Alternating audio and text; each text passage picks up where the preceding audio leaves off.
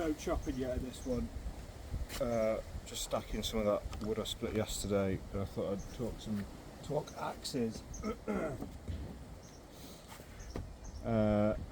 So it's interesting actually, because what you think you know about things when you start doing things, and what you actually know later on is amazing.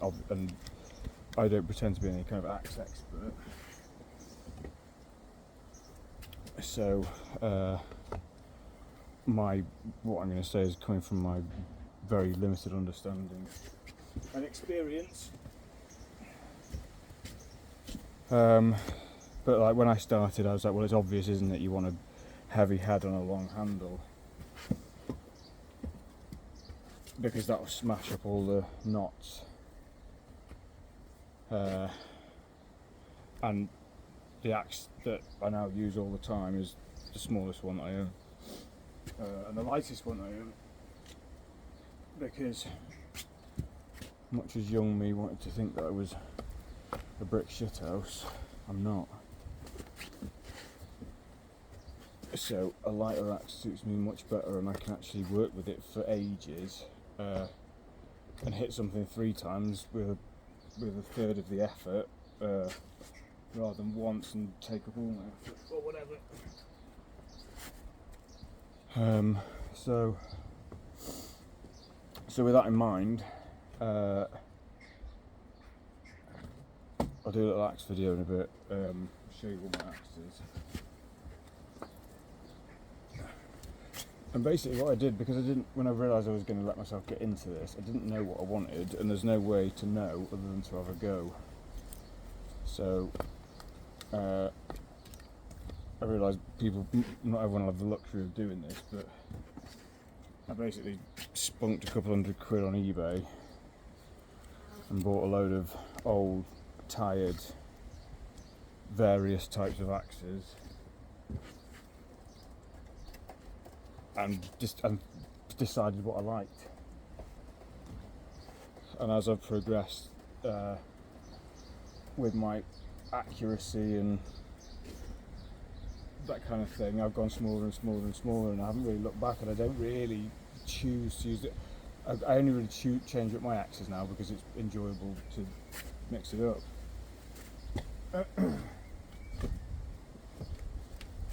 So that little £3.5 beveled Tassie that I was using, well, that I'll mainly be using until I break it, and then put off rehanging it for 3 years.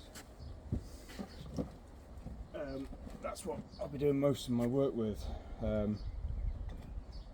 So it's interesting I thought I was convinced before that I would always want a 36-inch handle and a £5 head.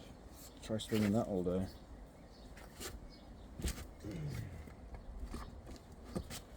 Also, when you're stacking wood, do yourself a favour. All them knotty weird bits, don't try and make them fit together. Just put them on the top. Don't try and stick them at the bottom of your stack. It's just asking for it. Because you know they fall down. You know it makes it unstable every time it does it. Do yourself a favour.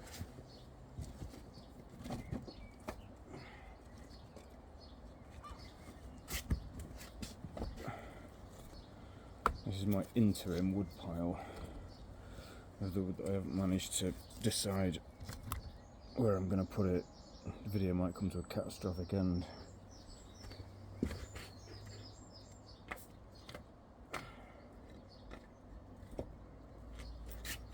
So yeah, we're back shortly to split some wood, I think. As soon as I'm in the swing of it. And although the stacking is not the most enjoyable part of it, learn to love it, learn to get good at it. Ooh, there we go. He says, I've been able to stack his friend.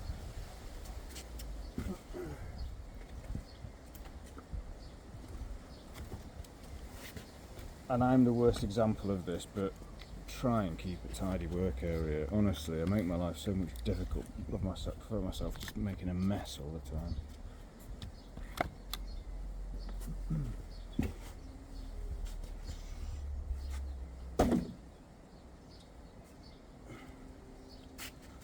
I don't always get such lovely straight oak to split. This is very much a treat.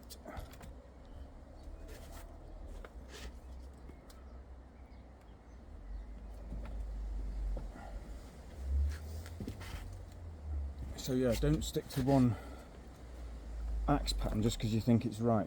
Mix it up if you can, even if it means you're getting some crappy axes and either rehanging them or just having a go while they're I mean, just I'll get onto an axe video at some point, but it's like a banana, so it needs either attention or a new handle, but it's got a massive head on it, so I can tell that it's got a nice thin handle, so I can tell from the axe that I paid about 25 quid for, like the handle, don't like the head, don't like the combination of the two, couldn't work with it. I mean, that's more of an old school felling axe, so yeah, that's to be wielded by a stronger man than I. But what I'll do is I'll fix it up or rehang it, stick it back on eBay, get my money back for it, stick it towards a better one. And the thing is, if you buy a few crappy axes, it doesn't matter if you break a few handles while you're learning. Yeah, we'll do an axe video shortly.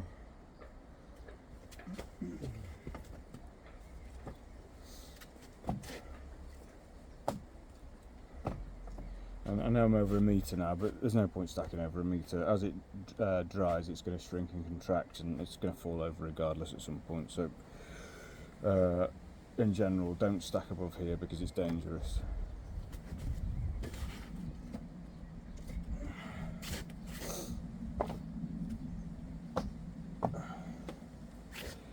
Yeah. And then the other thing is with tools, when you know what you like, you'll be in a better position then to buy one of them and buy a really good one, buy the best you can afford. So that fella there is like, they're not cheap. It's a big ask to buy something like that for most normal people. Just go and get one on eBay, even if it is second hand and used. It's just an axe. You can get one for 20 quid down at a hardware shop. So if you're going to be using it all the time, invest in yourself, invest in your arm and your body, and make life easy for yourself if you can. And it will reward you. Like I could swing that 12 hours a day, don't get tired, don't get bored. It's a pleasure. It's a pleasure to use.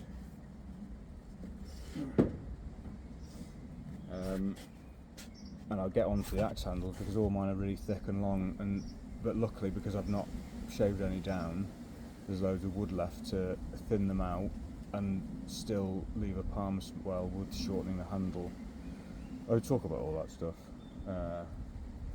later on. I smell the oak drifting off this.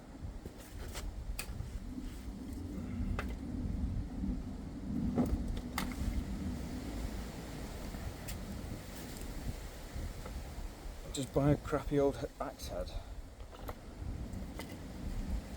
Learn how to hang a handle. It's not rocket science, and I'm not going to do a video on how to hang an axe. There's a million more experienced people than me. And to get it lovely is an art, but to get a functional axe is anyone's capable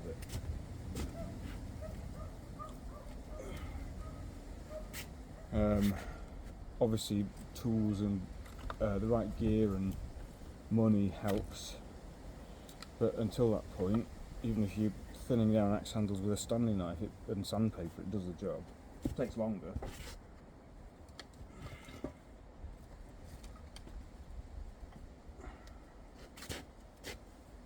But if you're going to do something, one thing I've learned is, if you can, make life easy for yourself, and the right tool for the job is the first part of that.